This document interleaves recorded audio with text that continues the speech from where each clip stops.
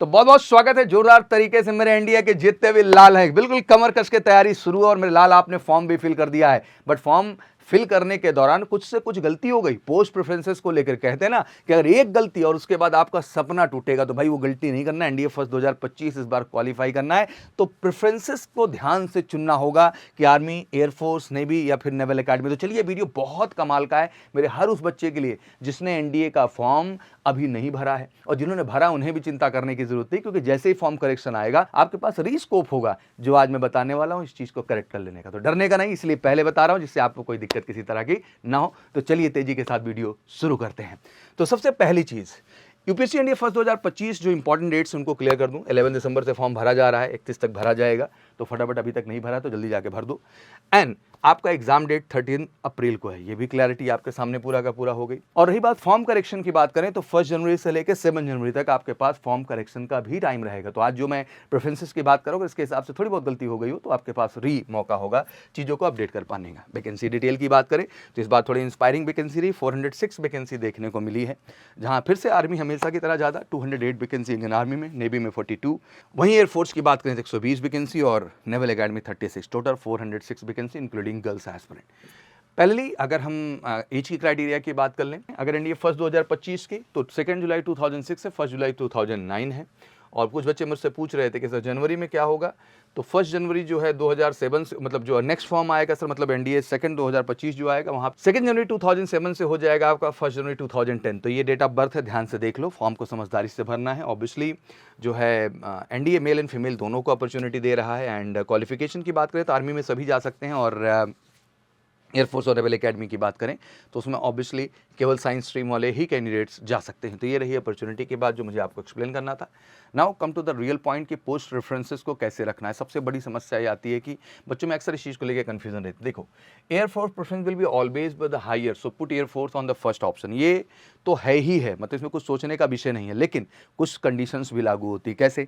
अब जो बच्चे हमारे आर्ट्स स्ट्रीम से हैं, कॉमर्स से हैं, बायोलॉजी स्ट्रीम से हैं, उनके लिए क्या, क्योंकि वो तो एयरफोर्स अप्लाई कर ही नहीं सकते, तो उनका ओनली वन प्रेफरेंस होता है एंड दैट इज़ आर्मी। उनको आर्मी के लिए ही अप्लाई करना। तो भाई जितने भी आर्ट्स वाले हो, कॉमर्स वाले हो, बायो वाले हो, ध्यान रखना आपका फर्स्ट और लास्ट प्रेफरेंस एक ही है, वो है इंडियन आर्मी। बट जैसे आप साइंस स्ट्रीम में हो जाते हैं, मतलब मैथ फिजिक्स, तो यहाँ चेंजेज आना शुरू हो जाते हैं। जैसे एयरफोर्स को मैंने स्टार्टिंग में ही वीडियो में कहा कि फर्स्ट प्रेफरेंस उसमें रखना ही रखना है, लेकिन आर्मी और नेवी में थोड़े चेंज हो सकते हैं। कहीं आर्मी को आप सेकंड रख सकते हैं, नेवी को थर्ड रख सकते हैं, कहीं आप आर्मी को थर्ड रख सकते हैं, नेवी को सेकंड रख सकते हैं। तो यहाँ आपके पास आर्मी और नेवी में सेकंड थर्ड पोजीशन आपका चॉइस होता है। But fourth position naval academy हमेशा, ये भी एक तरीके से फिक्स ही मान के चलो, ये रहता ही रहता है जाके। तो फर्स्ट एयरफोर्स हो गया, सेकंड आर्मी नेवी में आपकी चॉइस है कि आप प्रेफरेंस करें, देख लो इसके अनुसार भरा ही नहीं। फोर्थ आपका नेवल एकेडमी हो जाएगा, दैट मीन चौथा ऑप्शन वो रहेगा। और जैसे मैंने कहा कि 90 डेज बिल्कुल ऑफलाइन प्लान, 1000+ सिलेक्शन अब तक एनडीए में हमारे रहे हैं।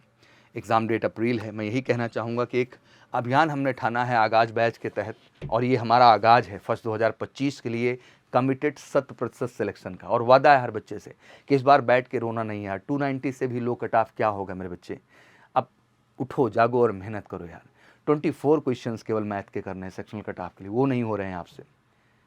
कितने बच्चे सेक्शनल कट ऑफ मैथ का नहीं मीट कर पाए, कितने बच्चे जीएटी नहीं कर पा रहे हैं। अब 290 से भी लो क्या हो जाएगा यार, थोड़े से प्रयास की ज़रूरत है। अगर ईमानदारी से 40 क्वेश्चन भी मैथ में कर लो तो 100 मार्क्स बनते हैं। जीएटी में 60 क्वेश्चन कर लो 150 में तो 240 मार्क्स बनते हैं। टोटल बन जाता है 340 मार्क्स। आप एक अच्छे स्कोरर के तौर पे देखे जाते हैं। तो बंद करिए ये 1500 क्वेश्चंस को रटने से नहीं होगा। यूपीएससी खुद के भरोसे से होती है और आप एक रियल हीरो की जर्नी तय कर रहे हैं। इसलिए मैं हमेशा सबको कहता हूँ बच्चा कि सेल्फ बिलीव बहुत इंपॉर्टेंट है यार। दूसरों के ऊपर भरोसा करके आप किसी जंग को नहीं जीत सकते हैं, वो आपके अपने दम पे होता है। तो दिल पे हाथ रखो और अपने दिल से पूछो, क्या आप में दम है एनडीए के 120 में से 50 से 60 क्वेश्चन अप्रोच करने का? खुद से सवाल बड़ा है, और ये दम तभी आएगा जब कॉन्सेप्ट पे काम होगा, प्रीवियस ईयर पे काम होगा, प्रॉपर काम होगा, नहीं तो नहीं आएगा। क्या दम है जीएटी पार्ट के, इंग्लिश हो, जनरल स्टडीज़ हो, जनरल साइंस पार्ट हो, सब में 50% क्वेश्चन अप्रोच कर पाने का? देख लो, रियलिटी मॉक टेस्ट देख के आपको पता चलेगी। तो इस बार भी बैठ के केवल एक झूठी आशा और भूमिका बांध के चलना है आपको, या रियलिटी में मेहनत करके कुछ बदलाव लाना है? सब कुछ आपके हाथ में है मेरे लाल। तो बिल्कुल मैं यही कहना चाहूँगा ऑनेस्टली कि अगर अभी भी समय है, हमने 90 डेज़ प्लान दिया है, 1 महीने और भी मिलेगा उसके बजाय। वो मॉक टेस्ट एंड प्रैक्टिस के लिए फोकस्ड होगा, बट इस बार ये 100% गारंटीड बैच बनाया हमने। तो बैठ के रोना मत, ऑप्शन दे दिया है मेजर कलसी क्लासेस ने। आइए, लगते हैं इसमें और एक बार बदलाव करते हैं और 100% सफलता सुनिश्चित करते हैं। कॉल करके 9696330033 पर। थैंक यू सो मच, और ये वीडियो सब तक जरूर पहुंचना चाहिए। Thank you so much. जय हिंद, जय भारत।